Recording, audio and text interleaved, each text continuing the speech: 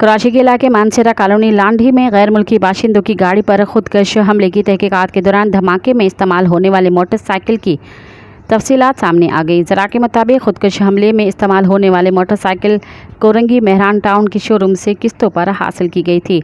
CDD team ने showroom मालिक के बयानात कलमबंद कर लिए। 2018 मॉडल के मोटरसाइकिल 2020 में सद्दाम हुसैन थईम नामी शहरी ने किस्तों पर ख़रीदी। काउंटर टेररिज्म डिपार्टमेंट ने मोटरसाइकिल ख़रीदने वाले अफराद की तलाश शुरू कर दी है। शोरूम मालिक के मुताबिक सद्दाम हुसैन अपने वालिद कुर्बान अली के हमरा मोटरसाइकिल ख़रीदने आया था। 45,000 रुपये मालियत की मोटरसाइकिल 3,000 रुपये माहाना किस्तों पर फ़रोख्त की।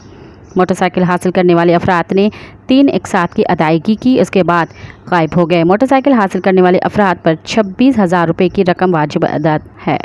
मज़ीद ख़बरन ऐं तफ़सीलात लाइ विज़िट कयो असांजी वेबसाइट www.awamiNewsHD.com ऐं ॾिसंदा रहो अवामी न्यूज़ HD।